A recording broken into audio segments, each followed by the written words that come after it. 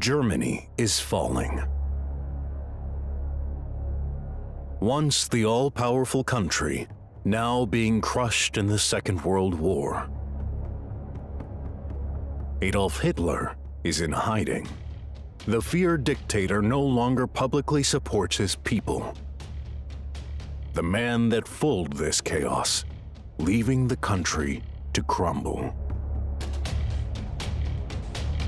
28 feet underground, the men and women who until now were proud of what they'd done. Now, they hide in fear of what their fate will be once the war's over.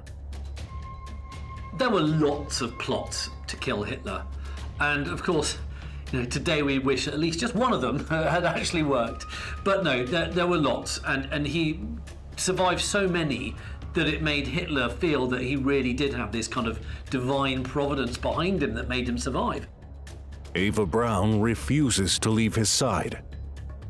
With no hope left, they will never see their beloved Berlin the same.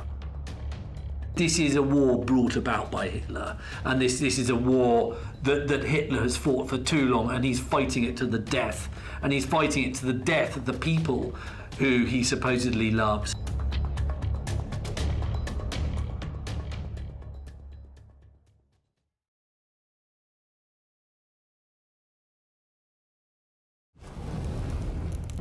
Adolf Hitler was once the most powerful dictator and leader Germany had ever seen. His charisma and ability to influence a nation carried him into power in 1933.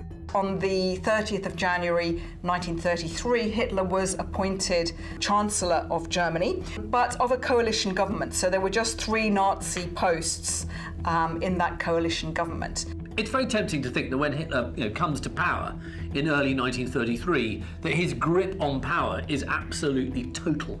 In fact, he has a very uneven, shaky start. He's still quite worried about public opinion. So what he does is a mixture of passing various laws that give him more and more power, like the Enabling Act, that actually makes him immensely powerful.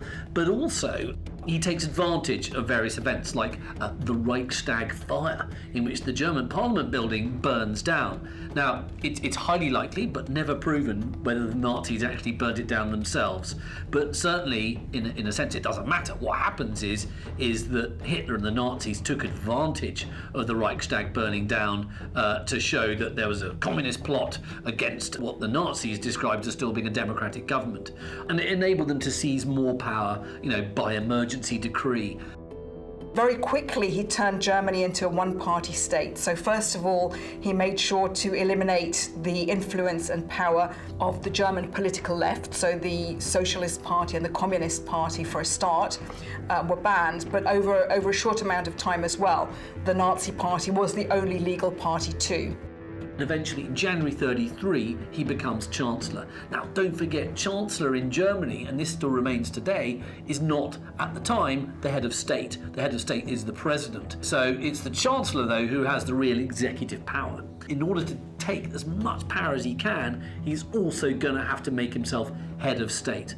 And that really becomes an opportunity for him when Hindenburg dies, and he's able to take on the role of both president and chancellor and kind of create this new role for himself, and that is the role of Fuhrer, the German word for leader. That is a fascist term. Be in no doubt, this is a kind of new form of governance that Germany now has. Other parties are banned. The only party allowed is the Nazi Party. This has become a totalitarian state, and Hitler can say to the German people, you voted for it. It's a con, and it's a con that worked. With a God complex drilled into his mind, Hitler saw himself as the only leader Germany ever needed. He used democracy to build popularity, but had every intention of destroying it. Hitler begins by establishing his ideas of an Aryan race, the pure master race of Germans who are to follow strict reproducing laws, sterilizing people who have hereditary traits he deems unacceptable, that don't match the master race principle. You have a lot of laws being passed, unsurprisingly, to give the Nazis more power. But also you've got a rise in the apparatus of state terror. You have a thing called the Gestapo, now completely notorious, but that stands for Secret State Police. This is a new police force. There's already the Kripo, the criminal police. But this is a new type of policeman. It's a policeman who is in plain clothes. It's a policeman who recruits informers, on every block, on every street, in every block of flats, in order for the people to effectively police themselves. And of course, this becomes an incredibly important part of the Nazi apparatus. October 1933. Hitler withdraws Germany from the League of Nations in order to enforce his ideas drawn up in Lebensraum, and with the intent to rebuild the German army. He had the idea of a very aggressive and expansionist foreign policy, and essentially this idea of might over morality, so force over anything rational, I suppose, in a way, force in terms of foreign affairs. And of course, the League of Nations was designed to promote peace and to enhance international relations and security, of course, too. And so this was why Hitler wanted to remove Germany from it. And in addition, this was then going to allow him to start to tear up the Treaty of Versailles in the way that he had hoped and intended all along. Hitler's being expansionist. He wants more territory. He's looking to Czechoslovakia, to an area called the Sudetenland, where he's identified people who he thinks should rightfully be Germans.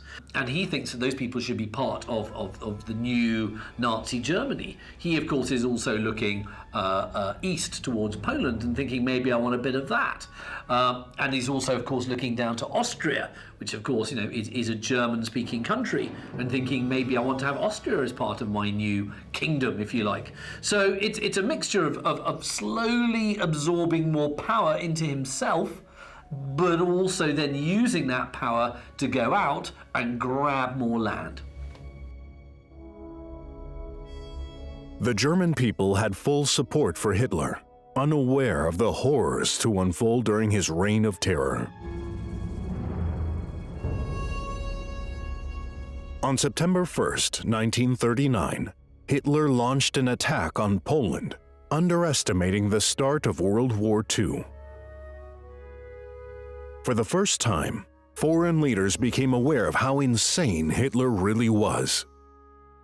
In September 39, Hitler invades Poland, along with Stalin. Stalin also, Soviet Russia, also invades Poland at the same time. But what the world remembers is the fact that Hitler invaded Poland, and a couple of days later, the British declare war on Germany. But Hitler's advance through Poland was really quick. It was lightning quick. And actually, the German word Blitzkrieg literally means lightning war. Hitler divulged a concept called Blitzkrieg, a lightning war, to his German public. Hitler himself claimed it to be a war of racial annihilation. No mercy is to be upheld. The German population, because of Hitler's popularity, and even though they had experienced the horrors of the First World War and the trench warfare of the First World War and all of the shell shock and everything that went with it, because he was so popular, they might not have been delighted to go to war in September 1939, but they went along with it. Within just 6 weeks, Poland was crushed by the German army and tens of thousands of Poles executed. The 2 million Jews living in Poland now find themselves under German rule. Their fate is uncertain, but it doesn't look bright. Anyone inferior to the Aryan race does not deserve the mercy of Germany.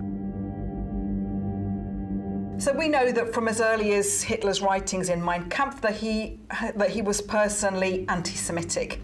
And what we see once the Third Reich comes into power is his personal anti-Semitism translated into state policy. So from the very earliest days and months of the Third Reich, there were many different measures, legal measures taken against the Jews, and also illegal measures as well. Just as he had promised in Mein Kampf, Hitler is treating the Jews in Germany as an internal enemy. So what you see are laws stripping Jews of their German citizenship, You see awful things like Jews not being allowed to go to swimming pools, because if a Jew swam in a public swimming pool, the water would have to be drained because the Jew had dirtied the water. So you can see that you've got this sort of awful both political and cultural exclusion of the Jewish community. Back in Germany, the citizens are under the impression that Germany is all great and all powerful. Hitler's most evil plans are still yet to be realized. Hitler is always mindful of public opinion. I think that it's always important to remember that Hitler, does always worry about what the German people think about him. He doesn't just sort of seize power in 1933 and then not care. He wants to be liked, he wants to be popular, he is a political leader after all, and all political leaders, democratic or fascist or otherwise, want to be liked. Now, the best way to make yourself liked is to project an image that the people can identify with or respect or admire. And what he does is he uses propaganda and photography and film to show him as this kind of almost sort of messianic figure. With the German people feeling positive and patriotic, focusing on the war, Hitler can now enforce his most brutal horrors of the Third Reich.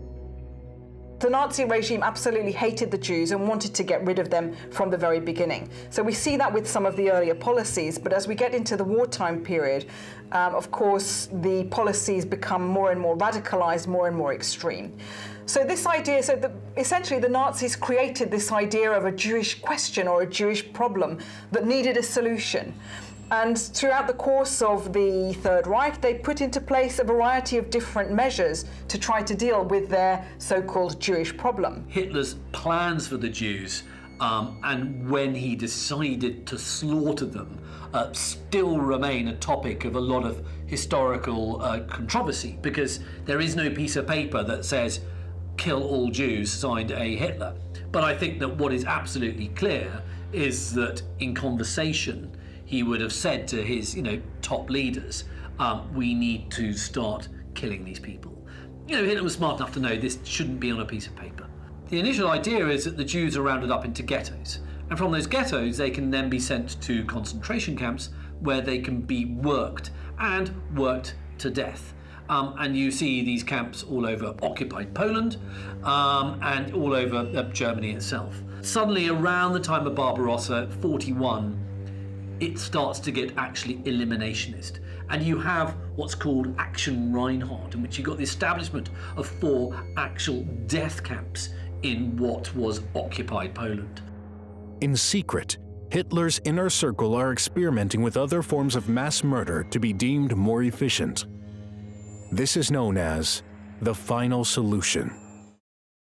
The Wannsee Conference really was that moment, a kind of very important moment in the evolution of Nazi anti-Semitic policy and in what we call the final solution, because this was the moment that both retrospectively sanctioned what had already been going on, these experiments at the end of 1941, and really set in place then the momentum for the establishment and running of these death camps. And there were 6 of those, all of them on Polish soil through the height of the war. The Germans were involved, in their own experience of the war, preoccupied with their own difficulties, and in a sense then, once the Jews weren't there anymore, they were sort of out of their frame of reference and just not in their thoughts. Jews from all over Europe are transported to these camps, unaware of the inhumane scenarios they are about to face. Horror, screams, mass murder, an unimaginable scene of death and destruction. Millions of Jews were murdered because of one man's horrific desire for a racially pure nation. Death camps, all of those were on Polish soil, so they were out of the immediate frame of sight or reference of the Germans. So again, in some way, they were happening elsewhere and not really in their immediate field of vision. These are places that are places of deep, deep horror, because you didn't go there to work, you went there to die. And you would arrive, and within 30 minutes, you'd be dead. Treblinka, for example, is no bigger, if you visit it, than a football stadium, the size of a football pitch. And in that very small area, around 850,000 men, women and children were gassed. It's just the most horrific thought if you ever visit a place like that. Auschwitz, again, a very huge, iconic place associated with the Holocaust, of course, famously where 1 million Jews were put to death, many of whom were gassed on arrival. But it also was a concentration camp rather than just an extermination camp. So it has these two horrific roles. And don't forget, Auschwitz and places like this, they're huge. Auschwitz is 3 camps spread over about 10 miles. I mean, these are factories of death. There's no doubt about it. In 1940, Hitler's all-powerful army ruled over Denmark, Norway, Holland, and Belgium, and eventually crushes France with their number of tanks. Really, one of the high points of Hitler's popularity was the image of the Nazis taking over Paris. So all of these attacks were very sort of quick and easy victories for the Nazis, and they just fed Hitler's success and popularity. Hitler and his Nazi stormtroopers marched into Paris as France fell. And for the German Fuhrer, the United Kingdom, only separated by the English Channel, became his next target. When the battle for Britain began, a Germany victory was far from being a foregone conclusion, despite the superiority of Hitler's air force, the Luftwaffe. Hitler had underestimated his enemy. Hitler was shocked when the British Royal Air Force bombed Berlin on August 25, 1940.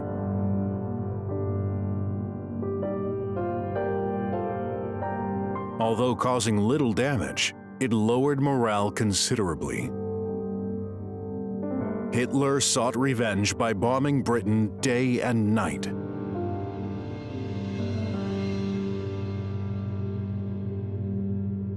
However, by focusing on the cities rather than the airfield, the RAF had time to recover, and the Nazis lost their advantage before even realizing they had it. There would suddenly be a change in the course of the war in Europe, as Hitler made a surprising decision to turn his attention eastwards to the Soviet Union, planning an attack on Joseph Stalin, with whom he'd agreed a non-aggression pact at the beginning of the war. Hitler was about to make a grave error, as his hate for the communists without doubt clouded his judgment. On June 22, 1941, he gathered together a vast army on the Eastern Front, ready to attack Stalin's notorious Red Army. The Fuhrer had given specific orders following Operation Barbarossa just days earlier that they should attack with extreme brutality.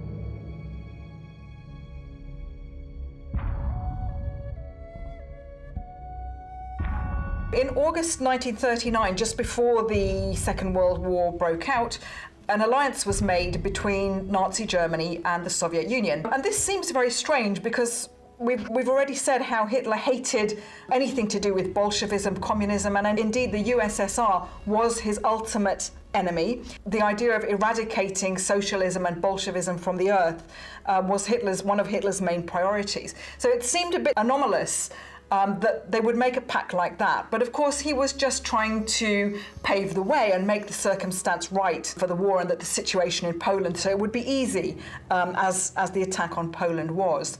But then we saw as well how Hitler's very happy to tear up a treaty when it doesn't suit him. So on the 22nd of June 1941, the Nazis invaded the USSR with Operation Barbarossa. Stalin's had this pact with Hitler for years, and he's thinking Hitler's never going to invade. Oh dear. Hitler goes straight in June 1941, and again the Blitzkrieg, Operation Barbarossa as it was called in this instance, was tremendously successful, and initially the forces just went through Russia like a knife through butter.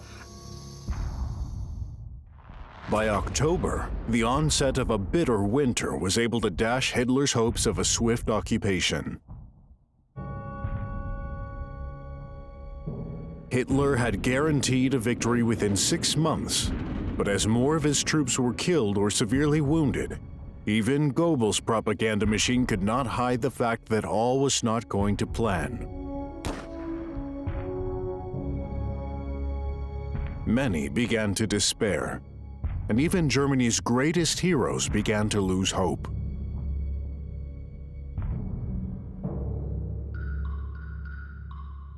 It wasn't long before Hitler had a lot more to worry about. On December 7th, 1941, the Japanese bombed Pearl Harbor, killing thousands of American soldiers, giving the USA great reason to enter the war. On December 8th, President Roosevelt declared war on Japan. America, the slumbering giant, was now a major player in the conflict, not only ready to take on the Japanese, but also Adolf Hitler and Nazi Germany as well. The American army were well supplied and prepared for battle, with great machines to produce enough weapons and combat for their army and allies. With America, Britain, and Russia forming an unlikely union, they now had the ultimate power to put a stop to the fearsome German dictator. The German nation now faced an enemy of a much greater scale than Hitler's supporters had ever imagined. Having signed the tripartite pact with Japan and Italy the year before, Hitler was now compelled to honor the agreement. Just 4 days later, Hitler declared war on America. It soon became all too clear that Adolf Hitler had seriously miscalculated the strength of his enemies, and with America, Russia, and Great Britain now united against him, the Allies were without doubt ready to fight back. Those who had for so long supported Hitler were now living in fear that it was all about to collapse. On the Russian plains, as the battle in Moscow failed to go Hitler's way, the Fuhrer began to make increasingly radical decisions as he refused to accept defeat. He announced no retreat from the Russian front near Moscow, which only lost him the faith of his once loyal generals. Winston Churchill arranged a meeting with Stalin to discuss plans to defeat the Germans.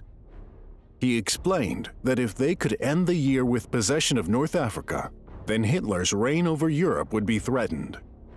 They planned to invade Italy and then an eventual invasion of France. Stalin agreed and assured Churchill his Soviet troops would hold off the German army for the winter. However, German troops were just 50 miles from Stalingrad, hundreds of thousands strong.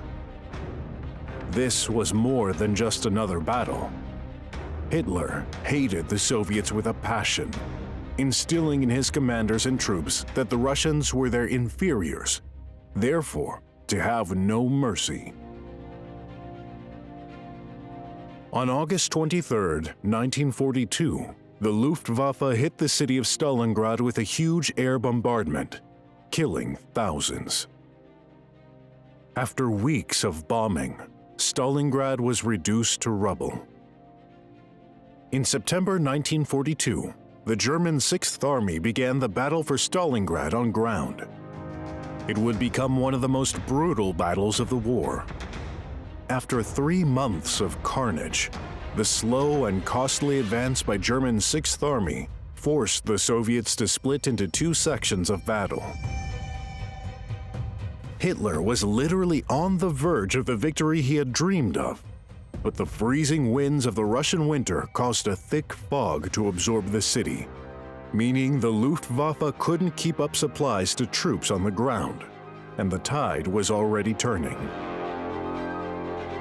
The situation continued to grow in Russia's favor, and soon the Soviets had the city of Stalingrad surrounded.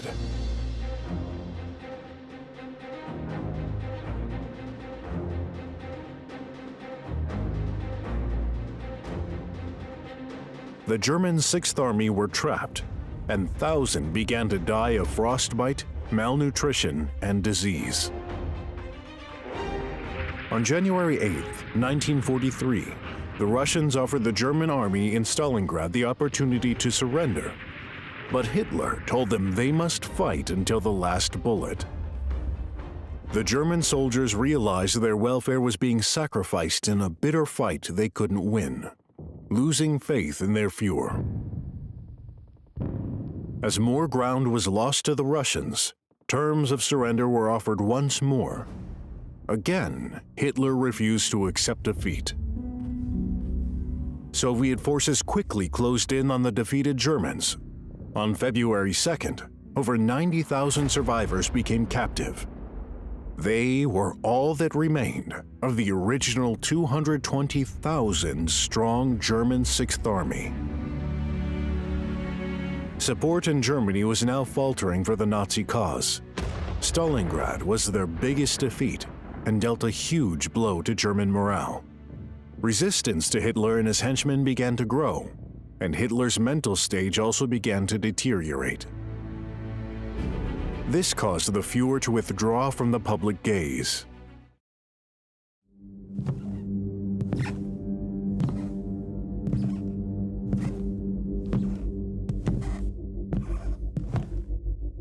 January 16th, 1945. Adolf Hitler's world shrinks to a few concrete rooms underground. An air raid shelter, located near the Reich Chancellery in Berlin, becomes the Fuhrer's new residence. Knowing of his intentions to make this his home, the bunker is decorated with high-quality furniture and expensive art taken from the Reich Chancellery itself. The bunker complex was entirely self-contained. However, as it was below the water table, the conditions were unpleasantly damp.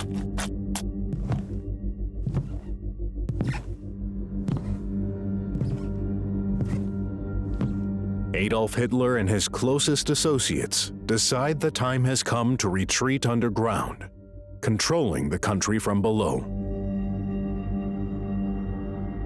Joseph Goebbels and his family also make the decision to move below ground to be alongside their beloved Fuhrer. Joseph Goebbels is the Nazi propaganda minister. So he's in charge of cinema, books, the nascent TV industry. He's in charge of all the methods of communication. And so he's in charge of getting the Nazi message out, effectively. And now he is married to a very sort of striking blonde woman called Magda. Now Magda has been married before to a very wealthy German industrialist, but she eventually gets divorced and marries Joseph Goebbels, who was a real Casanova, actually. Even though he was short, club-footed, and not an attractive man, he had a lot of sexual conquests. Hitler handpicks a select few of SS officers to accompany him into the bunker and act as his personal bodyguards, also keeping him informed of what is happening above. A telephone switchboard is secured for contact with the army headquarters, relaying orders to the soldiers fighting Hitler's war above.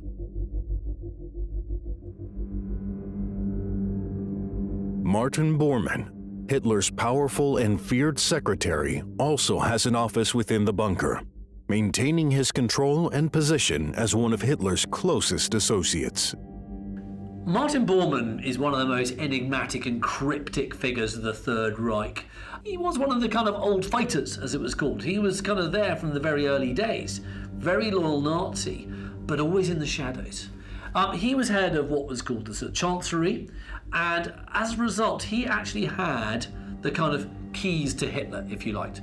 If you want to go and speak to Hitler, you got to go through Bormann. It doesn't matter who you are, everyone's got to go through Bormann. And so that gives him enormous power, because if he can say you can and you can't, you've got to carry favour with him. And of course, in any dictatorship, whoever's the nearest to the dictator is going to have the most power after the dictator. Conference rooms are a major part of the bunker, a place for the men to gather and discuss the military situation and how to progress with the war. Hitler dictates from 28 feet under. His words no longer carry the strength and willpower that they did before.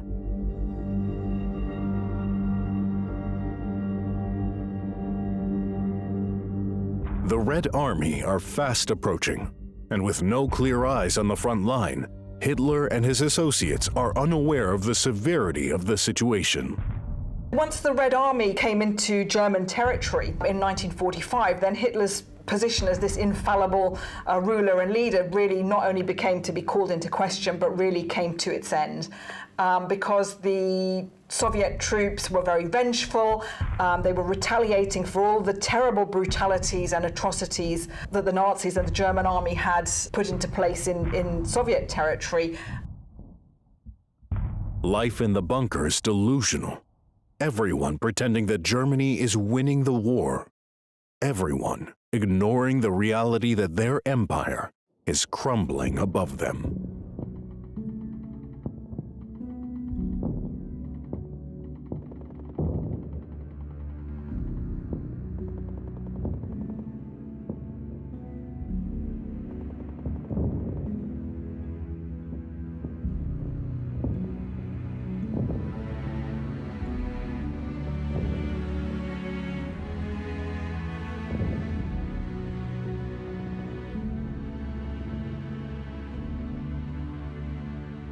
April 20th, 1945.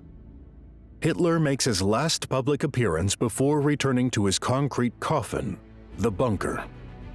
He hands out medals to the Hitler Youth for their dedication to the fight and offers words of encouragement for continuing to battle. Soviet forces are fighting their way through the city, aiming for the Reichstag, meters away from Hitler's bunker. With the odds stacked so heavily against them, the German defense in Berlin cannot last much longer. The Fuhrer's beloved Germany is falling to the artillery and fire of the Soviet forces, an army he believed he could destroy. By now, in the bunker, a deranged Hitler is grasping at any ideas he thinks might change the tide in the war. Refusing to accept the army is faulting, he orders more and more attacks on the enemy, deep down, knowing they can only fail. After hearing of the state Berlin is in, Hitler suffers a major mental breakdown, ranting and shouting at everyone around him, before surprisingly declaring the war is lost. Morale in the bunker is at an all-time low.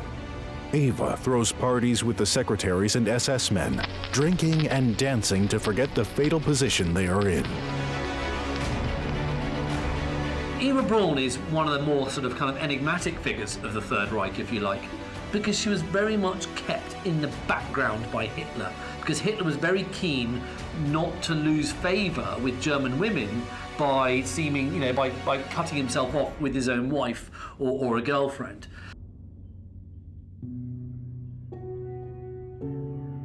Hitler begins thinking about suicide. He consults a doctor on the best way to take his own life, coming to the conclusion he will bite down on a cyanide capsule whilst shooting himself in the head.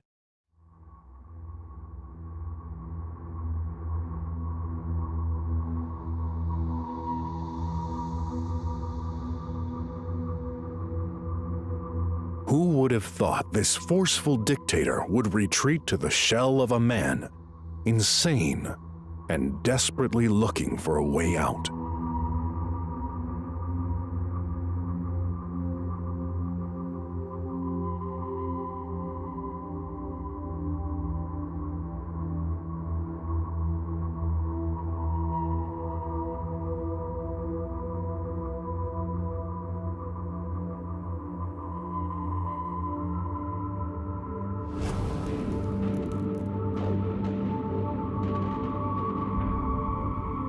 In November 1943, the Allies increased their attacks, targeting the capital of Berlin with a fierce bombardment.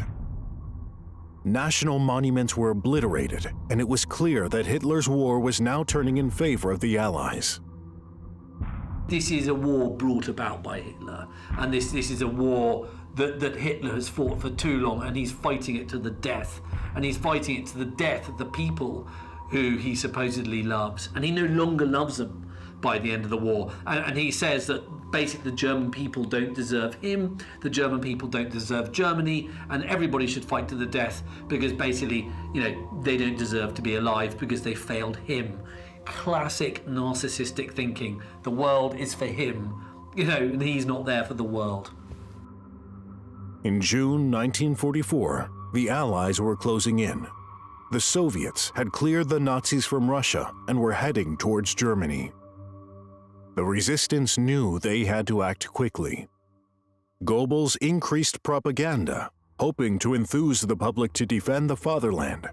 But as Berlin was increasingly targeted, it became ever clear to the rebels among the citizens that the only way to end the war was to kill Hitler. In July of 1944, some resistance is developing within Hitler's own supporters after they're beginning to realize he is full of empty promises. An attempt is made on Hitler's life as a bomb is planted inside a briefcase under the desk in one of his meetings. There were lots of plots to kill Hitler, and of course, today we wish at least just one of them had actually worked. This was codenamed Operation Valkyrie. So on the 20th of July 1944, Count von Stauffenberg made a serious attempt on the Fuhrer's life by bringing a bomb into the briefing room where Hitler was, placing it under his desk and hoping the intention of Operation Valkyrie was that it would kill Hitler. They don't want to get rid of Hitler because he's evil. That may be part of it. They want to get rid of Hitler because they think he's fighting the war badly. And they just are fed up with him. And indeed, Hitler is fighting the war badly because he's a terrible, terrible strategist. Bomb goes off and the whole building it basically is destroyed. There's no way anybody can survive. But miracle upon miracle, Hitler survives because this oak table is so heavy, so over-engineered, that actually it absorbs so much of the blast that Hitler gets away with, I think, a perforated eardrum, some torn trousers, and a bit of shock. This is a really, really devastating blow for any resistance in the Third Reich.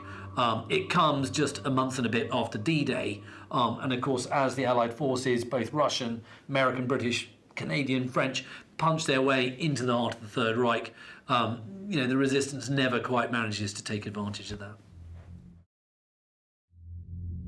With the failure of the assassination attempt, the Second World War continued for another year, claiming more lives and causing more chaos. The first half of 1945 is probably the darkest 6 months in Germany's history because it's being invaded by the Russians, the Red Army from the east, and you've got the other allies coming through from the west. And it's the Russians who reach Berlin first. And when they reach Berlin, it's a city in rubble, it's a city in flames, it's a city in chaos. It's a city in which squads of marauding loyal Nazis are going around hanging people who are not taking part in the resistance to the city. It's a city in which you then got some Nazis committing suicide.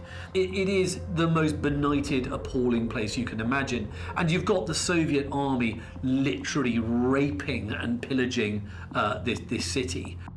Hitler's image of an all-powerful dictator is slowly decreasing as his tremor gets worse. Once the Red Army came into German territory in 1945, then Hitler's position as this infallible ruler and leader really not only became to be called into question, but really came to its end. Because the Soviet troops were very vengeful. They were retaliating for all the terrible brutalities and atrocities that the Nazis and the German army had put into place in Soviet territory. What it meant was that they were coming closer and closer on their journey westwards to Berlin, and eventually Hitler and a very small inner circle around him had to retreat to his bunker, his underground bunker. The Third Reich's days were numbered. Berlin was left virtually unprotected as the Red Army advanced towards Hitler's headquarters from the east, as the Americans marched in from the west. The Allies were winning. On April 20th, 1945, Hitler's birthday, Soviet artillery began to shell the center of Berlin. Goebbels' propaganda slogans were sprawled across buildings, encouraging a fight against the Red Army. However, terrified by the approaching Red Army, many of the citizens of Berlin began to flee. Many had given up hope, waving white flags in hopes of surrender, or committing suicide to end their suffering. Hitler's dreams of a 1,000-year Reich had crumbled. As the fight of a hopeless battle continued for Germans, Hitler and his closest associates continued to hide below.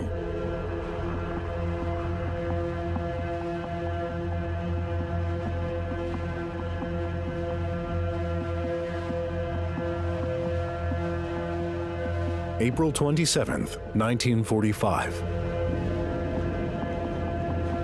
Berlin is surrounded by Soviet troops, fighting into the government district.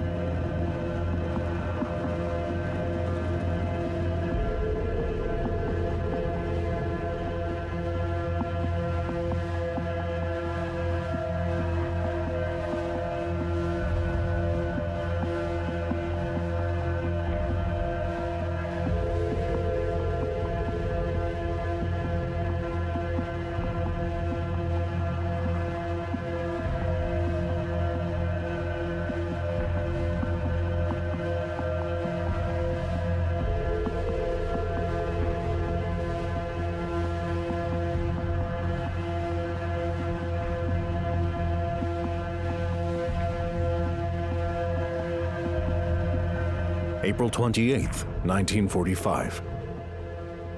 Hitler learns of Heinrich Himmler's plans to make a peace deal with the Allies and surrender to the war. This is seen as the highest treason against the Fuhrer, and he orders his arrest. However, Himmler has fled the country and is no longer contactable. Therefore, Hitler orders to speak with Hermann Fegelein, who is Himmler's representative in the bunker. Fegelein, who is married to Eva Braun's sister, Gretel, is nowhere to be found in the bunker. He is traced to his apartment, found with his mistress, drunk and with a suitcase of civilian clothes, planning an escape. Being brought back to the bunker to face the Fuhrer's wrath, Fegelein is sentenced to death and shot.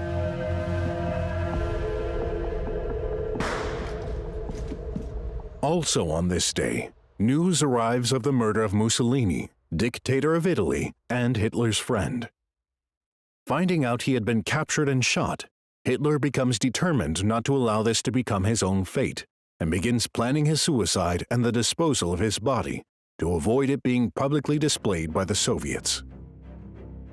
Hitler's last days in the Fuhrer bunker under the Reich Chancellery in the centre of Berlin, are a kind of terrible end of a Shakespearean tragedy, as the thunder of Russian artillery all around them, and they're deep inside this sort of concrete underground fortress. Everybody's sort of kind of going mad, and especially Hitler. He turns to his secretary, Traudl Junge, and dictates his final will and testament. The short document stated that he had chosen death over capitulation, and he was to be cremated. He denied warmongering, expressed thanks to the loyal German citizens, and appealed to them to continue this struggle.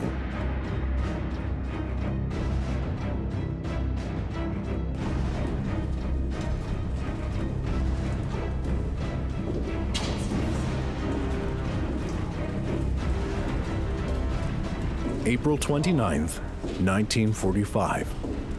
Hitler has come to terms with the fact that Germany is losing the war and is beyond repair. His victories are long gone, needing a mixture of drugs to keep him sane. On this day, he finally agrees to marry long-term girlfriend Eva Braun. Eva Braun represents everything that Hitler likes in women. He likes them to be a lot younger than him. He liked them to be, impressionable, easily led. They weren't going to challenge him in any way. He also likes them to be vivacious and bubbly, and he likes them to be very traditional. He doesn't want them to be, clever or in any way threatening or arguing with him about politics. He just wants them to be good little housefraus, back at home doing church children and cooking and not much more. And that's what Eva Braun represents. She's the kind of perfect Nazi girlfriend for Hitler. And so she's installed for a lot of the time in Hitler's house in the Bavarian Alps, in the Obersalzberg, this incredible kind of home he's got overlooking the most sort of beautiful scenery. And Eva Braun spends a lot of her time there. That's really out of the public view. You know, this is a real sort of kind of Nazi hidey hole, if you like. You know, it's very unclear as to what sort of relationship that Hitler actually had with Eva Braun. How sexualized it was, again, is impossible to say. But the fact is, it clearly was not a normal kind of relationship. It wasn't boyfriend and girlfriend. I suppose today we might call it arm candy in some way, but it wasn't public arm candy. So it's a sort of relationship that Hitler sort of thinks he should probably have to make him feel normal, but actually I don't think it's a relationship that Hitler really needs. The pair tie the knot, with what's left of Hitler's loyal advisors as witness in the bunker. Once the ceremony is over, Eva tries to begin celebrations, but everyone knows the end is near. Morale is low. Germany is doomed. Hitler will soon be dead.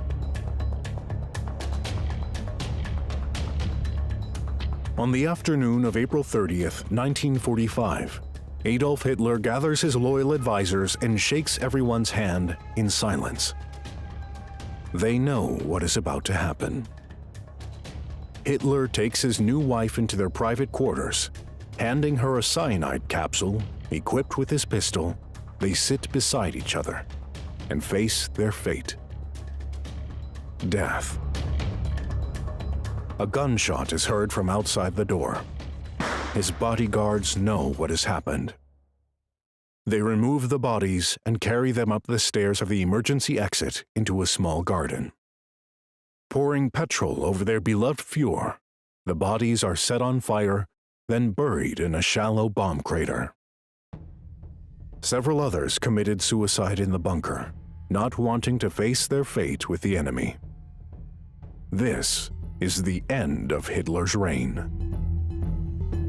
Very little of Hitler remains. There is a bit of jawbone in an archive in Moscow, the teeth of which absolutely match Hitler's dental records. So there's no doubt that Hitler died.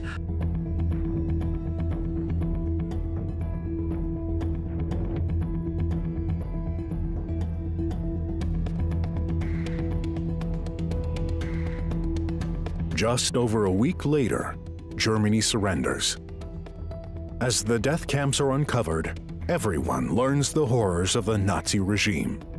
On the 7th of May 1945, Germany surrendered. And once that had happened, the atrocities of the Nazi regime came to popular attention. Ultimately, when it was shown quite how evil Nazism was and the German people fully appreciated it, then, yes, the opinion of Hitler was not quite so positive. After the discovery of the horrific secrets of the Nazi regime, remaining important party members were arrested and set to face the judge in the Nuremberg trials. Hitler instilled some of the world's most evil policies and has gone down in history as the greatest evil to affect Europe. It was very difficult for the German population to come to terms with what they found out about the Hitler regime after its demise. The Allied occupation from 1945 brought about the demilitarization, the denazification, and the re-education of Germans, and that was very important. But there were also the Nuremberg trials and a host of other post-war trials in which the leading Nazis, at least the ones who hadn't committed suicide, the leading Nazis were brought to trial. Again, this kind of brought to popular attention exactly what the evils of the regime had been. For successive generations of Germans, they've really struggled to come to terms with this very difficult aspect of their nation's past. It's hard to say that there's a specific moment when we know that Germany got over the evil of Hitler's regime. There was no doubt that for many years, decades, a process of learning about your past has taken place in Germany. Of course, school children are taught today in Germany what was done in the name of the German people. I mean, there are two ways of looking at it. You can either say the Germans were seized by this bunch of gangsters and then they abused the power that was given to them, or the Germans willingly gave these people this power. Certainly, there are a lot of reasons why you might have voted for Hitler in the 30s, not all of which involved you being evil. But certainly, if you were a fan of Hitler after the war still, and after all the revelations that had come out, then I would say you definitely are evil.